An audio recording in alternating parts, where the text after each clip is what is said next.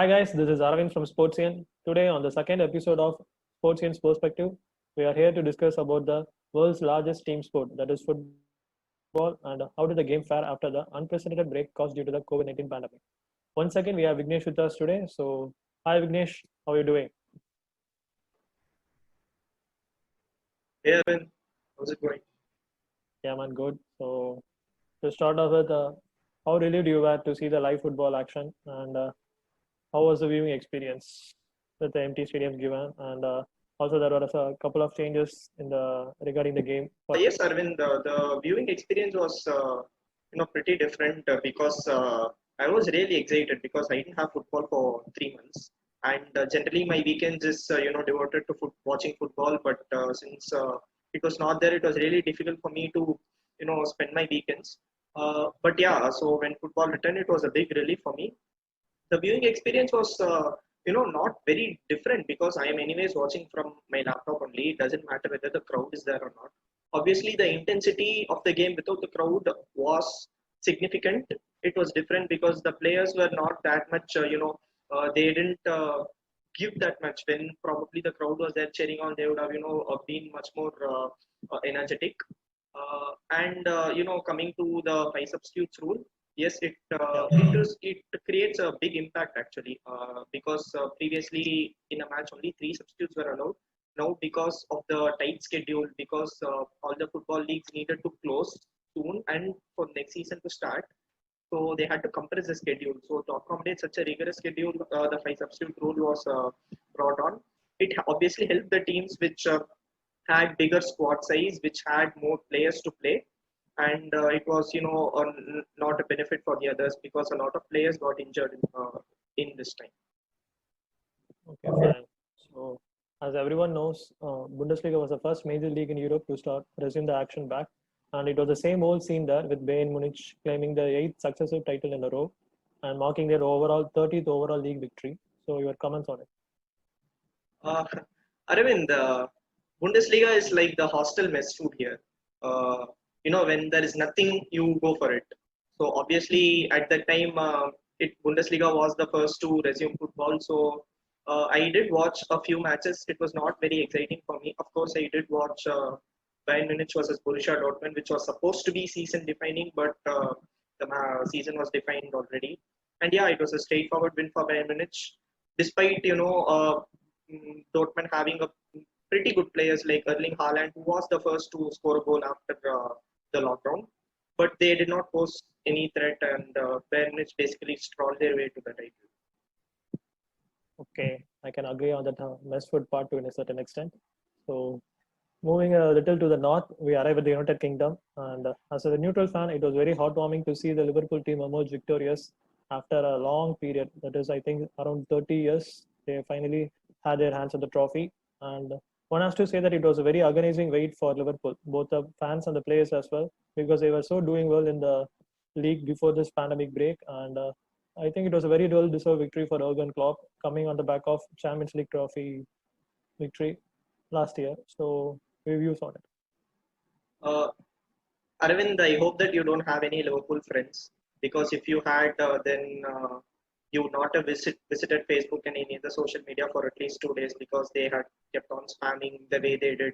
Of course, Liverpool got their first title in 30 years, and to be honest, yeah, they did deserve it. Jurgen Klopp did a wonderful job, but it was pretty.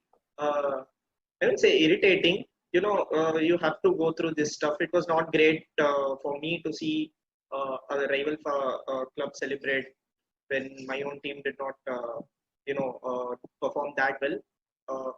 Coming. Let's see about my team later. Let's talk about Liverpool here. Yeah, so of course it was heartwarming, and they did carry the momentum, like you said, from the last year's Champions League victory. So it was a good year for them. Okay, and surprisingly, Manchester United performed very well after the pandemic break, and they were able to seal a berth in the top four, thereby securing a spot in the next year's Champions League. So, were you too surprised, Vignesh? Uh, I was not surprised actually. Before the lockdown itself, Manchester United got into good form because of Bruno Fernandes. They had got Bruno Fernandes in the January transfer. and he has played an extremely important role for them. He has bolstered their attack, and he has brought the likes of Paul Pogba, who did not play really well before lockdown. He has supported Paul Pogba superbly, and of course these two midfielders, uh, Fernandes with his technical skills and Pogba with his strength, they have assisted the forward strikers Martial and Rashford. And interestingly, Anthony Martial became the first United player to score a hat trick in the Premier League since 2014. It's been 6 years since the last player, Robin Van Persie, scored a hat trick for Manchester United. And Yes. talking about facts, Aravind, I have two interesting facts for you. So the first one is Aston Villa is the first team to score a goal on every day of the week, from Saturday to Sunday. This generally doesn't happen because most EPL matches mostly happen during the weekends and maybe Mondays. It doesn't happen during other days of the week. But like I said before, because of the compressed schedule, the matches were held on almost every day. So that gave a chance for this record, and Aston Villa became the first team to score on every single day of the week. And second, coming to Villian became the first player to score a goal on every single month of the year. Again, this doesn't happen generally because football EPL starts in the month of August and ends on the month of May. So basically, June and July are holidays, vacations for the players. But obviously, this year football's resumed on June and ended in July. So Villian became the first player to score a goal in every single month of the year. Well, I could see the Chelsea fact coming from long distance even before we sat for this podcast, with you being a hardcore Chelsea fan. So, guys, now we are going to observe a 1 minute silence for Vignesh here and all the other Chelsea fans out there, because Chelsea ended up losing the FA Cup final against Arsenal. So, I'm going to now give Vignesh a few minutes to pour out his frustrations, and I'll be very glad to hear them out, Vignesh. Aravind, I don't think I need a minute of silence. I guess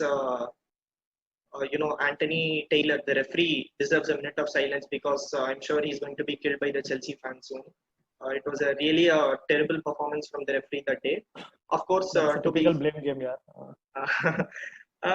hear me out. Of course, Arsenal did play better than us. They deserve, yeah, they deserve to win the title. But of course, we were we had a big disadvantage because of three injuries we had that day. Like I said, injuries happen because of the rigorous schedule, and of course, the referee was really terrible. So that's all I can say about it. And of course, we finished fourth. Arsenal finished eighth. So I guess it's even Steven. Okay, so going forward, what is your opinion on Liverpool? Can they be still being a dominant force? Because with the FA Cup victory, Michael Arteta beginning a new era at the Emirates, and Manchester United are gaining momentum after the pandemic break.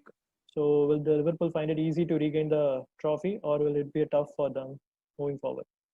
It's definitely going to be tougher when because this year Manchester City was not at its best. They had lost one of their central defenders for most of the season due to injury.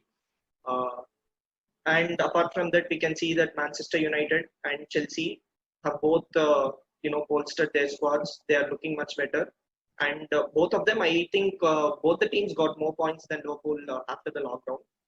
And of course, Arsenal bet Liverpool, and Arsenal won the FA Cup as well. So they're having of course, the squad is not up to Liverpool's level, but definitely with Mikel Arteta, he is going to bring them there maybe in another year or two. So going to be challenging for Liverpool. Maybe they might even win next year, but 2 years down the line, it's going to be neck and neck. Okay, fine. So now shifting bases to Spain. Actually, Real Madrid were some points behind Barca before this pandemic break.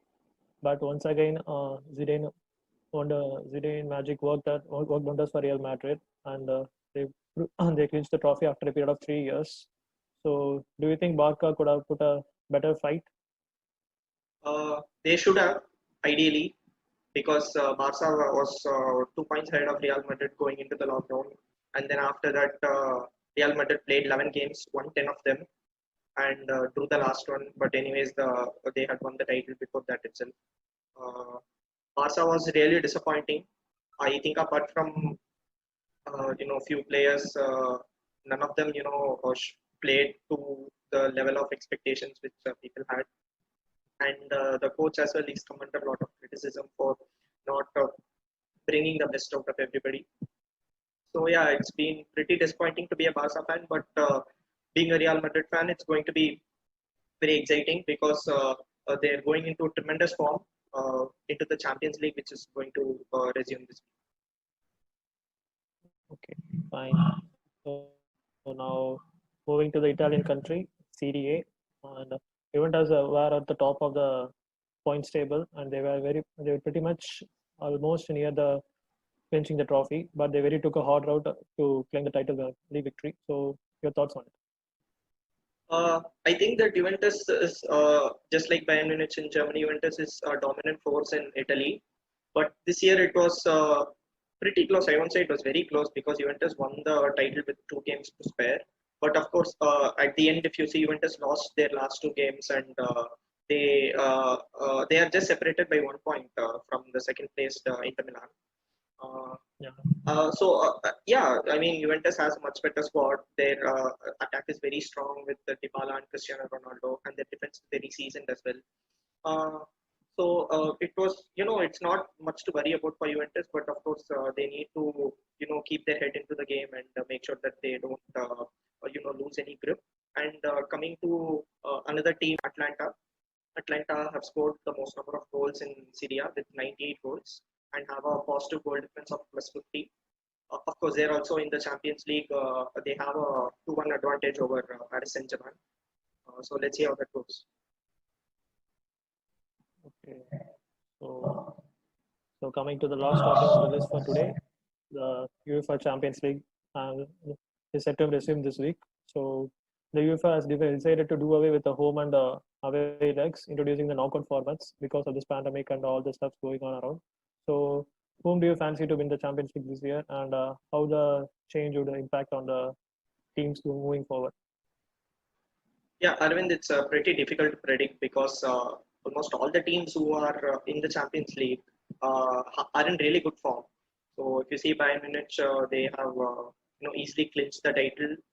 If you see Juventus, they have also won the title in their country. Real Madrid has basically won 10 out of their last 11 games and drawn 1, so they're in impeccable form. Manchester City as well, despite not being traditionally really good at Champions League, they still have a really good squad. And of course, Atletico Madrid, who defeated Liverpool, who are the holders, they're also in good form. They have a really good defense. And it's like you said, there's a change in format. Instead of 2 legs, it's just going to be 1 leg. So a lot of it depends on luck also. You may be a really consistent team, but it depends on the day how much you perform. So it's going to be really interesting. Of course, Barcelona is still not out of it. PSG is there. Of course, Kylian Mbappe has been injured, so I don't think he'll play against Atlanta. It's going to be a really interesting watch. I can't wait for next week. So next week is full of Champions League matches, which has not happened before. It's going to be exciting. It's happening in Portugal in a neutral venue, all the matches. That's first. So yeah, pretty excited, and let's see who gets it. So what about your favorite team, Chelsea? What are the prospects of Chelsea winning the Champions League and being crowned the champions of Europe?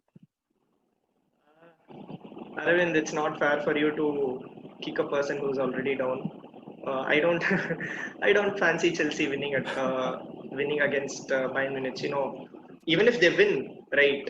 Maybe they will win 1-0 or 2-1, but it really doesn't matter because we are trailing 3-0, and we need to win by a goal difference of 3 in the next game.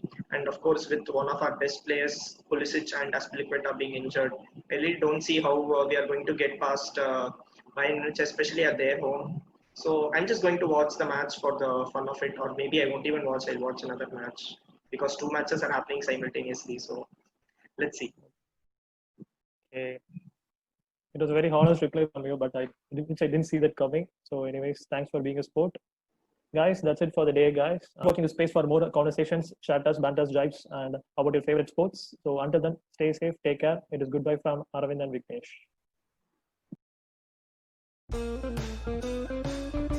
So what was your